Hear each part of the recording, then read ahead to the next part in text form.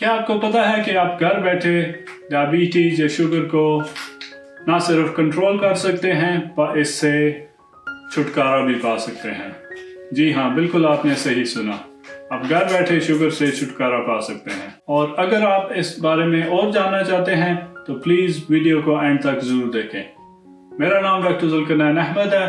मैं UK based GP हूँ और मैं आज आपसे डायबिटीज़ के बारे में बात करूँगा। डायबिटीज़ एक बहुत कॉमन प्रॉब्लम है और तकरीबन हर घर में एक या एक से ज़्यादा ऐसे अफराद ज़रूर होंगे जिनको शुगर या डायबिटीज़ की बीमारी है। और एक अंदाजे के मुताबिक पाकिस्तान में तकरीबन 2 करोड़ के करीब लोग हैं जिनको डायबिटीज़ है। और एक अंदाजे के मुताबिक WHO की एक रीसेंट स्टडी के मुताबिक पाकिस्तान में तकरीबन 50% से ज़्यादा लोग हैं जो ओवरवेट या ओबीस हैं और उनमें काफ़ी सारे लोगों की तादाद है जिनको डायबिटीज़ भी है। और इसमें एक रीसेंट स्टडी के मुताबिक पाकिस्तान में तकरीबन हर 4 लोगों में से एक बंदे को डायबिटीज़ है। और डायबिटीज़ की वजह से और भी बहुत सारी कॉम्प्लिकेशंस होती हैं। सबसे पहले हम देखते हैं कि डायबिटीज़ की अलामात क्या होती हैं। डायबिटीज़ या शुगर की अलामात में से सबसे ज़्यादा या क्लासिकल सिम्टम जिसको हम कहते हैं अपनी डॉक्टरी ज़ुबान में, उसमें पॉलीयूरिया, पॉलीफेजिया और पॉलीडिप्सिया, यानी कि छोटे पेशाब का बहुत ज़्यादा आना, प्यास का बहुत ज़्यादा लगना, भूख का बहुत ज़्यादा लगना। और इसके अलावा और दूसरी अलामात जो हो सकती हैं, रिपीटेड इन्फेक्शंस का होना, बार बार गला खराब या चेस्ट इन्फेक्शन या उस तरह की चीज़ें, और छोटे छोटे ज़ख्मों का हो जाना, ख़ास तौर पर पैरों के ऊपर या टांगों के ऊपर, और जो ठीक नहीं होते। और उसके अलावा जब डायबिटीज़ ज़्यादा होती है तो उसकी वजह से बीनाई का भी प्रॉब्लम हो सकता है, आँखों में कैटरैक्ट की बीमारी हो सकती है।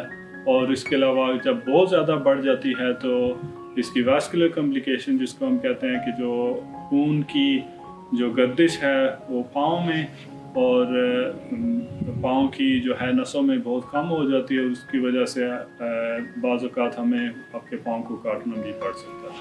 और इसके अलावा जब शुगर की बीमारी बहुत ज़्यादा होती है तो इसकी वजह से और भी दूसरी बीमारियां भी जन्म लेती हैं, जिसमें हार्ट प्रॉब्लम या हार्ट अटैक जिसको हम अपनी ज़ुबान में कहते हैं, या फालिज या स्ट्रोक, और इसके अलावा भी बहुत सारी दूसरी कॉम्प्लिकेशन भी हो सकती है। इससे पहले कि हम डायबिटीज़ के इलाज के बारे में बात करें, डायबिटीज़ के लिहाज से बहुत सारी मिथ्स भी हैं हमारी सोसाइटी में। और उसमें जो बहुत कॉमन मिथ्स है उसमें यह है कि डायबिटीज़ जो है कोई इतनी बड़ी बीमारी नहीं है, या इसका इलाज नहीं हो सकता, या करेला या तुम्बे की गोलियां या देसी दवाएं ऐसी हैं कि जिससे डायबिटीज़ बिल्कुल ख़त्म हो जाती है। ऐसा बिल्कुल कुछ भी नहीं है। लेकिन आपने परेशान नहीं होना, आप बहुत सारी ऐसी चीज़ें कर सकते हैं कि जिसकी वजह से आपकी डायबिटीज़ ना सिर्फ कंट्रोल हो सकती है बल्कि आप बिल्कुल इसको अब नॉर्मल लेवल में भी लेके जा सकते हैं, और यहाँ तक कि आपकी डायबिटीज़ जो है वो रिमिशन में जा सकती है, जिसको हम कहते हैं कि डायबिटीज़ जो है बिल्कुल रिवर्स हो गई है और आप डायबिटिक नहीं रहे। जी, ऐसा बिल्कुल हो सकता है। जी, इसका जैसे मैंने पहले कहा है कि आप घर बैठे अपनी शुगर को कंट्रोल कर सकते हैं, और उसके लिए आपको 5 स्टेप अप्रोच की ज़रूरत है, जिसमें सबसे पहले फूड या आपकी खुराक और खाना पीना, दूसरे नंबर पे रिलैक्सेशन, तीसरे नंबर पे मूवमेंट या एक्सरसाइज, चौथे नंबर पे स्ट्रेंथ ट्रेनिंग, और 5वें नंबर पे स्लीप या सोना। तो ये 5 स्टेप हैं जिसके बारे में हम बात करेंगे। आज के इस वीडियो में हम सिर्फ खाने पीने और फूड के बारे में बात करेंगे, वरना बहुत वीडियो लंबी हो जाएगी। स्टेप नंबर 1 इसमें यह है कि आपने शुगर की मिकदार या चीनी की मिकदार कम करनी है।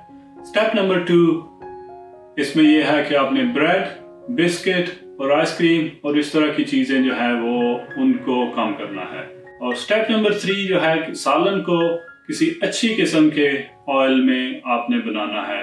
सबसे जो बेहतरीन ऑप्शन है सालन को बनाने के लिए देसी घी या मक्खन है, लेकिन अगर आप वो अफोर्ड नहीं कर सकते या अगर अवेलेबल नहीं है तो आप सरसों का तेल या कोकोनट ऑयल भी इस्तेमाल कर सकते हैं। लेकिन आपने हरगिज़ वनस्पति घी या जितने भी वेजिटेबल ऑयल मार्केट में अवेलेबल हैं उनको इस्तेमाल नहीं करना, चाहे वो सब्जियों का ऑयल हो, चाहे वो सनफ्लावर ऑयल हो, चाहे वो कोई भी सब्जियों का तेल हो उसको आपने बिल्कुल इस्तेमाल नहीं करना, चाहे वो कॉर्न ऑयल हो, क्योंकि ये ऑयल जो सारे हैं ये आपके जिस्म में इन्फ्लेमेशन को बढ़ाते हैं। इन्फ्लेमेशन क्या है कि सूजन, तो इसकी वजह से जो है आपकी जिस्म के डिफरेंट हिस्सों में सूजन हो जाती है और जिसकी वजह से जो है बहुत ज़्यादा प्रॉब्लम होती है। तो ये सबसे जो उसकी कॉमन रीज़न है वो ये हमारे वेजिटेबल ऑयल और बनस्पति की है, तो इनको हमने जो है बिल्कुल कम करना है। नेक्स्ट स्टेप क्या है? नेक्स्ट स्टेप ये है कि आपने रोटी और चावल की मिकदार जो है वो कम करनी है। आप सोच रहे होंगे डॉक्टर साहब रोटी तो एक चीज़ है जो हम खाते हैं। जी, रोटी हम बिल्कुल खाते हैं, दिन में काफ़ी दफ़ा खाते हैं, 2 से 3 दफ़ा अक्सर लोग खाते हैं। लेकिन ये है कि जो ओवर द ईयर्स अगर हम देखें तो पिछले 30, 40, 50 ऑड ईयर्स में हमारा जो आटा है वो बहुत चेंज हो गया है। पहले जो है हम ज़्यादा जिसे होल मील कहते हैं या चक्की आटा कहते हैं वो इस्तेमाल करते थे, लेकिन अभी जो ये फ्लावर मिल आ गई हैं इसकी वजह से वो बिल्कुल रिफाइंड किस्म का आटा है और आटे और मैदे में कोई ज़्यादा फ़र्क नहीं है। उसमें बहुत सारी चीज़ें, सूजी, मैदा और बहुत सारी चीज़ें आटे से निकाली जाती हैं, तो उसमें जो ग़िज़ाइयत है वो बहुत कम रह जाती है। अगर हो सके तो आप चक्की आटा इस्तेमाल करें या मल्टीग्रेन आटा भी आप इस्तेमाल कर सकते हैं। और उसके अलावा इसके जो अल्टरनेटिव हैं आटे के, वो जैसे जौ का आटा है वो भी आप इस्तेमाल कर सकते हैं, और ख़ास तौर पे शुगर वाले बंदों के लिए जौ का आटा बहुत फ़ायदेमंद है। और रोटी के हवाले से ये है कि अगर आप 2 रोटियां खा रहे हैं तो उसको आप 1.5 रोटी कर दें, और अगर आप 3 खा रहे हैं तो उसको 2 कर दें एक खाने के साथ।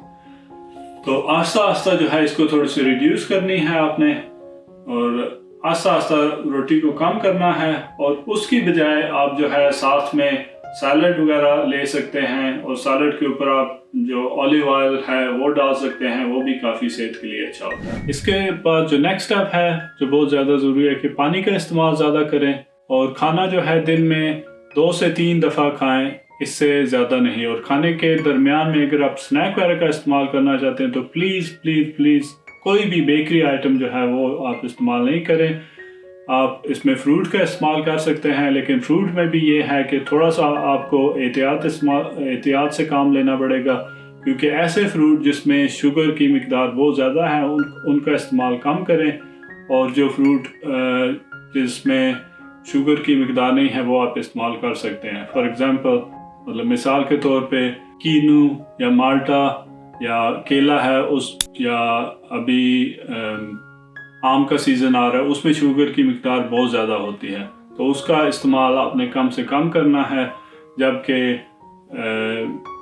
स्ट्रॉबेरीज या ब्लूबेरीज या एवोकाडो एक फ्रूट है, या उसके अलावा नाशपाती है या सेब है, इनको आप जो है खा सकते हैं। और अगर इनके अलावा आपको स्नैक्स चाहिए तो खुश्क मेवाजात का इस्तेमाल, जैसे बादाम हो गए, अखरोट हो गए, इस तरह की चीज़, बहुत ज़्यादा मिकदार में नहीं लेकिन थोड़ी मिकदार में आप उनको इस्तेमाल कर सकते हैं, वो भी बहुत फ़ायदेमंद होंगे। और उसके अलावा मीठे की हम पहले बात कर चुके हैं, लेकिन चाय में अगर आपको बहुत ज़्यादा प्रॉब्लम होती है तो सबसे बेहतरीन चीज़ तो ये है कि आप बिल्कुल चाय में शुगर ना डालें, मीठा ना डालें। लेकिन आपने अगर कुछ ना कुछ डालने हैं तो थोड़ा सा आप गुड़ का इस्तेमाल कर सकते हैं, वो भी बहुत ज़्यादा नहीं लेकिन टेस्ट के लिए। शुरू में थोड़ी सी प्रॉब्लम होगी, लेकिन बाद में जो है वो आपके टेस्ट पर जब एडजस्ट हो जाएंगे तो फिर ज़्यादा प्रॉब्लम नहीं होगी। तो ये थी आज की वीडियो शुगर के बारे में। तो नेक्स्ट टाइम जो है हम बात करेंगे जो नेक्स्ट स्टेप है रिलैक्सेशन, उसके बारे में, और उसका क्या रोल है शुगर की ट्रीटमेंट में। तो नेक्स्ट टाइम तक अल्लाह हाफिज़, बहुत शुक्रिया, थैंक यू वेरी मच। और इस चैनल को सब्सक्राइब करना मत भूलिएगा, और फैमिली और फ्रेंड्स से भी ज़रूर शेयर कीजिएगा। Thank you very much. अस्सलाम वालेकुम।